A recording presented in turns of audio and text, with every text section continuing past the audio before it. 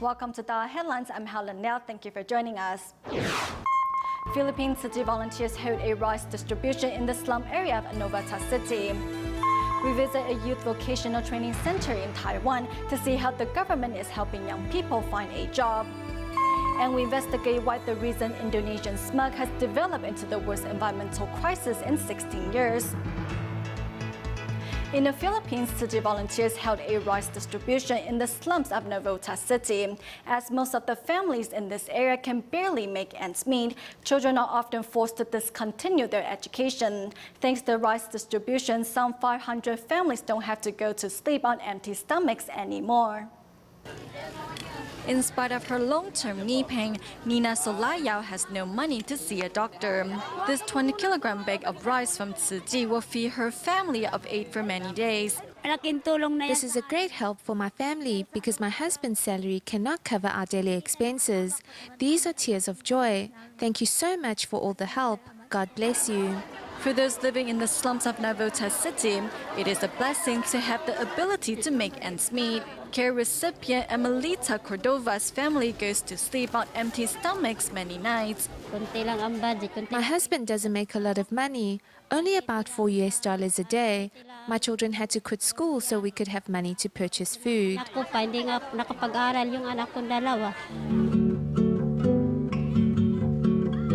To help those in need, Tzu Chi Philippines chapter held a rice distribution at a local Catholic church, helping some 500 families.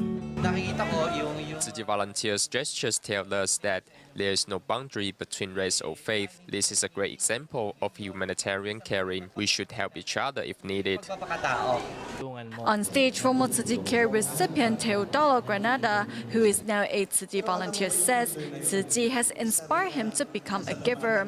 At the end of the event, Tzu Chi volunteers thank all the local residents for giving them the opportunity to help. In China, the Xiamen Hospital of Traditional Chinese Medicine and Tzu Chi volunteers will be holding a joint free clinic on July 28th. To better understand the needs of local residents, volunteers and medical staff carry out an initial survey visiting 400 households. During the visit, volunteers not only brought information on the free clinic, but also educated the residents on important medical topics. Of course, I know Tzu Chi. It's an organization from Taiwan. You gave us rice, cooking oil, and clothes. At the end of July, Xiamen Tzu Chi volunteers will be holding a free clinic, prior to which medical staff and volunteers have first come to check on local residents. On the day of the free clinic, around 8 Chinese medical doctors from the Xiamen Chinese Medicine Hospital will be stationed there. You can come to receive free diagnosis and treatment. 54 medical staff and Tzu Chi volunteers working in groups visited local households. They not only brought information on the upcoming free clinic, but also educated the residents on the important medical topics. When we are getting old, we should take more rest, but it is still necessary to do some exercise. As a doctor, you must realize that you carry a greater responsibility. You have to love each patient or those around you. I think that is what a real doctor should strive for.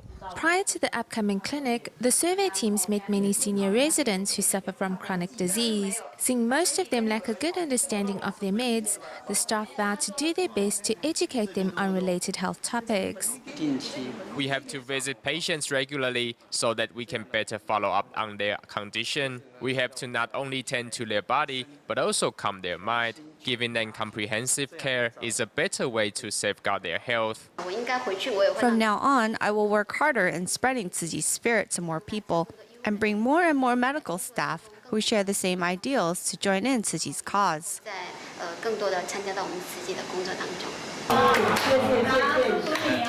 Altogether, Tzu Chi volunteers and medical staff visited around 400 families. By better understanding their medical needs, doctors and volunteers will be better prepared for the upcoming clinic. In Myanmar since 2011, local Tzu Chi volunteers have been providing rice and tuition subsidies for single mom Win Win Kin and her 6 children, as the family can barely make ends meet. However, the family suffered another tragedy when their house was destroyed by the heavy rains over the past 2 weeks. To help, volunteers decided to build a new house on their behalf. Let's take a look. With the roof and walls ready to collapse at any minute, this is where single mom Wing Wing Kin and her 6 children lived. The heavy rains of the past week destroyed what was left of the home and left the family homeless. However, Tzu Chi was there to help.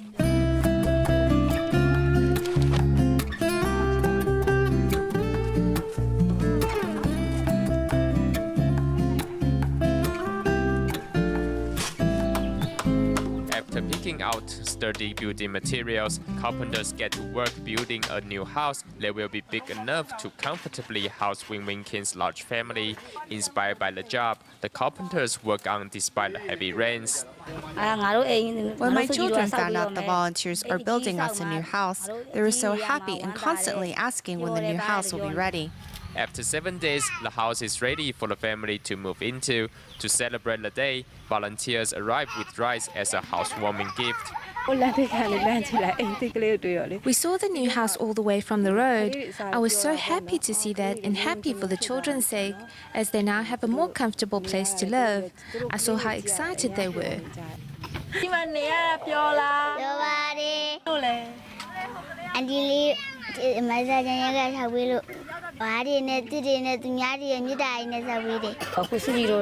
Tzu Chi gives us living subsidies and helps pay for the children's tuition.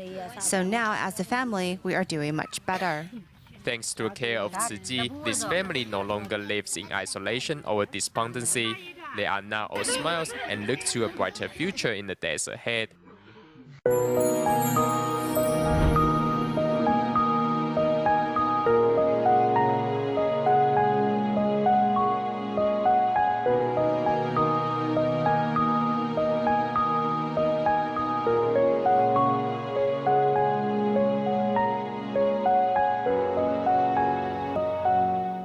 In France, under the influence of the debt crisis in Europe, 1 out of every 4 young people is currently unemployed. Here in Taiwan, we're not doing so great either, as statistics recently showed that nearly 13% of our youth are also out of jobs. Today, we begin a new series of feature reports where we head to a youth vocational training center to see what the government is doing to help young people find a place in the workforce. It is said young people are the hope of our future. However, statistics show that more than 12% of Taiwan's youth are unemployed, 3 times higher than the average unemployment rate. It is probably more difficult to find a job you like. I would like to become a bank teller or go into sales. I think people nowadays changes jobs real quick. I don't mind how much I get paid, but more that I get a job opportunity. The unstable jobs and low pay have young people nowadays calling themselves the young and the poor. Yet, despite the circumstances, there are some working hard to find a place for themselves in the workplace. The Employment Service Center has information on training courses for those who are working already, and I saw this, which is something I'm interested in. Regardless of the light, heat and noise pollution Lai Hongxiong has to put up with, he nevertheless spends his whole day inside the vocational training center. Lai hopes through these free training courses to gain the skills required to secure a good job. I always tell myself that hard work is the key to success. I aim to get more license. Interested in this industry, so I need more practice. To find a good paying job, we must first increase our own worth. Hiring a staff is quite a high expenditure for a business, though you may only receive a pay of 25,000 NT dollars a month, but the company needs to pay more than 30,000 NT dollars, so they will look into whether you are worth that or not. To ready these students for the marketplace, the Vocational Training Center also invites professionals from all walks of life to pass on their knowledge and skills. We invite professionals from the business sector or educational institute to come and teach new techniques to students so that they are aware what is needed in the marketplace. When they finish these courses, it will be easier for them to find a job. Another student, Xie Xiaojun, who worked in a mobile phone keypad factory for 2 years, is also here in hopes of keeping up with new technologies. In my previous job, I realized I needed this skill, so I came here to learn. Through computers, we are able to get more accurate numbers. That's why I came here to learn about computer numerical controls. Besides improving their skills, students are able to learn things not found in textbooks through interacting with teachers and classmates. Learning skills here will help me to find a more diverse job when I enter the workforce. At work, I will be able to play a managing role when needed. We should all have a diverse set of skills. I think by doing so, we won't be easily replaced in our various industries. After the training course comes to an end, through employment service units, the center also finds and refers suitable employers to its students. We will first find out how a business operates and even invite the company managers to come to our center and give a briefing of the requirements or skills they look for in hiring staff and see if our students fit their criteria. Regardless of the current economy, the workplace is always in need of those with talent. To stand out in the crowd, it is probably best to make the most of the training courses provided by the government while in the prime of our life. Staying in Taiwan, Tzu Chi volunteers at Beitun district in Taichung regularly visit seniors at a local nursing home, hoping to bring them the much-needed family love and care. On their recent visit, volunteers performed popular Taiwanese classic with their harmonica, which left the seniors in high spirits as they look forward to the next visit. The melodious tune of the harmonica fills the room with a jolly atmosphere and brings back many happy memories for these seniors as they hum to the familiar classics. Singing the songs they know so well have the seniors in high spirits, and volunteers dedicate a sign language song to all the residents here.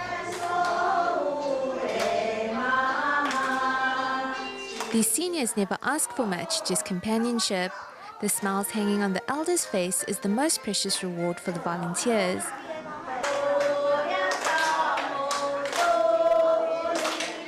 Volunteers also gift each senior with Tzu Chi's natural grain powder, not only wishing them happiness, but good health and longevity as well. In California, United States, the Tzu Chi El Monte Service Center organized a series of classes for children and grown-ups. At the clay creativity class, children learned to make useful items and ornaments out of clay. As well, at the flower arrangement class, under the volunteers' instruction, participants reached a peaceful state of mind.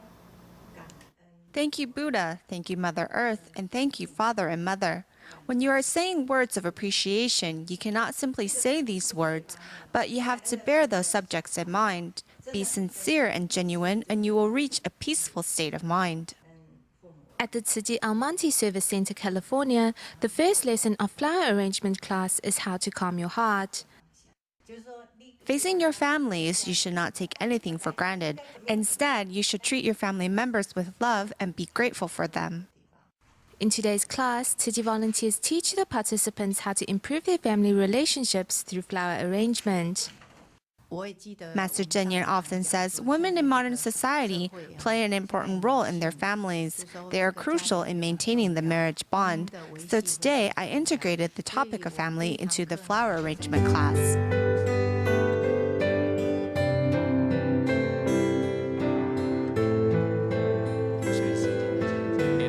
Inevitable to see other people hold different opinions from yourself because everyone experiences different paths in life. The only solution is to respect your family members and appreciate their life experiences.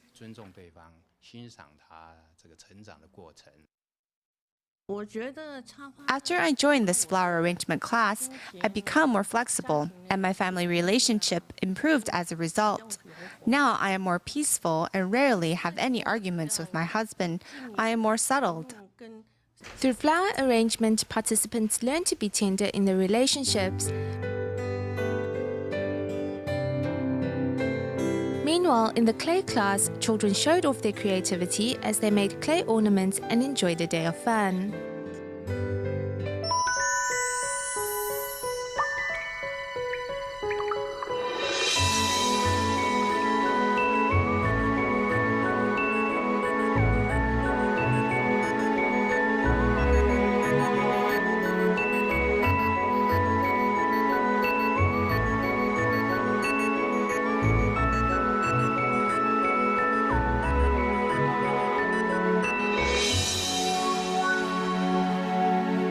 The reason smog in Indonesia had developed into the worst environmental crisis the country has seen in 16 years, as the haze caused severe health problems both in the country and nearby Singapore and Malaysia. According to experts, the method used by large corporations to expand their arable property was probably to blame for the massive fire. Here's more.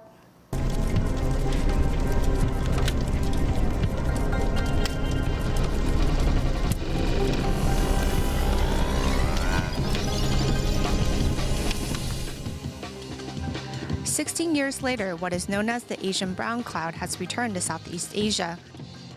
The media has been quick to blame the farming method of fire cultivation for the cause of it all. Historical evidence can trace fire cultivation to Finland in 1892, but its origins before that are unknown. Burning fields is actually a part of the traditional farming crop rotation method. Farmers will burn their land to replenish its nutrients. It should not be confused with the slash and burn method, which is instead a land clearing process, where standing vegetation is burned. For many farmers without the means to purchase fertilizer, fire cultivation was born from necessity. Fire cultivation was a solution in the old days for the lack of fertilizer, but their fires would always be within their control. They wouldn't set up a fire and burn themselves to death.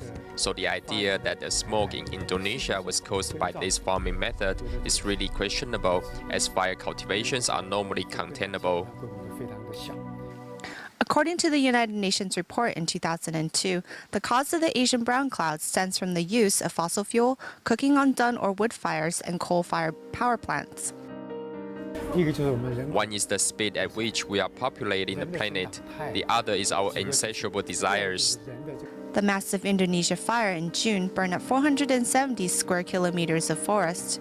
Local government officials suspect it was the work of 8 international oil palm manufacturers, which banded together to expand their field of operation. The enterprises which manufacture palm oils need to take responsibility for this. As the need for vegetable oil rises, many companies have moved to Southeast Asia to farm these trees, including areas like the rainforests in Sumatra, Indonesia. As this wave of the haze affected citizens internationally, everyone is looking to the Indonesia government for answers. Experts believe by using the carbon trade concept in the right way, they can save the rainforest in Indonesia. Those countries or corporations that emit larger amounts of carbon should fund or assist those communities or countries with rainforests. If we solely depend on Indonesia to regulate itself, it probably won't help. As neighboring countries, we should set up a fund to assist in monitoring and reducing the frequency of this type of disaster. The old way of fire cultivation as a way of farming is no longer viable in modern-day society. As for helping Indonesia's local economy and ecology, we need to stop large enterprises in illegal investments and hold them responsible for their actions. In Malaysia, the Tzu Chi Batu Pahat Liaison Office organized an environmental awareness session, which teachers and principals of more than 30 schools were invited to participate. One of the speakers, Vice Principal and Tzu Chi volunteer Ling Choting, has been endorsing recycling at her school for many years now. Through sharing her personal experiences, Ling hopes to inspire other educators to join her ranks. Here in Malaysia, the Vice Principal of Johor Bahru's Pingming Elementary School is sharing her campus recycling blueprint with fellow teachers. We hold a recycling contest once in a while. We see which class can gather the most amount of newspaper, and the class which collects the most amount of paper by weight will get a prize. Ling Choting, also a Tzu Chi volunteer, has taken it upon herself to encourage students and teachers to practice recycling and embrace vegetarianism.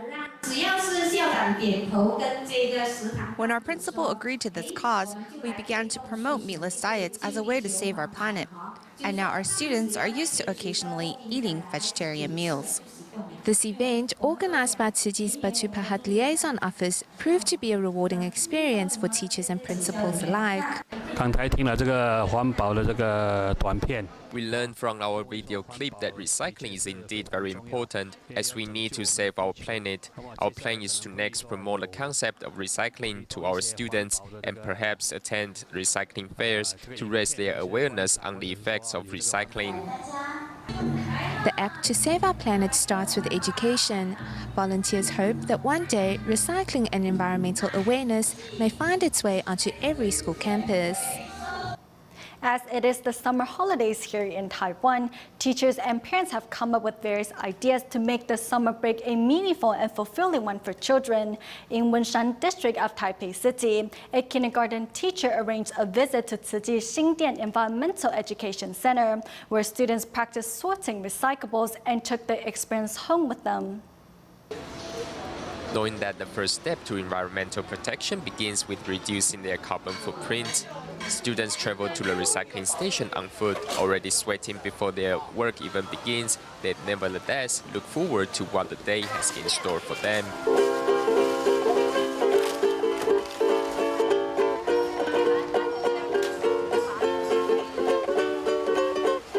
你刚刚分了什么？我刚刚分了纸类啊、铁罐，还有铝罐，还有纸类，还有很多很多。以后会不会跟爸爸妈妈讲？会教他们怎么分，是不是？是。那你刚刚分了什么？分了保特瓶，还有二手玩具。你今天有没有做得很开心？开不开心？开心。有没有学到？有。 Not only did these children learn how to sort various recyclables, the 10 recycling tips now come easily to their lips. 瓶瓶罐罐纸垫13577。 After understanding the hard work which goes into sorting recyclables, next the students learn how to turn these recyclables into gold. We wanted them to visit a large-scale recycling station for them to learn and experience what practicing recycling is about, as a way to further nurture their appreciation for our world. Recycling is everyone's responsibility and duty, so we hope that once these children learn how to recycle, they may share this concept with others. As the half-day event comes to an end, students go home better educated and take this rewarding experience back home with them to share with their family. At the Canada Day celebration held in the Evergreen Cultural Center in the city of Coquitlam, local Tzu Chi volunteers seized the chance to pass on environmental concepts to the general public. Some students even traveled for hours to learn how to sort recyclables from the volunteers. We will leave you with these images. Thank you for watching Dai Headlines. Goodbye.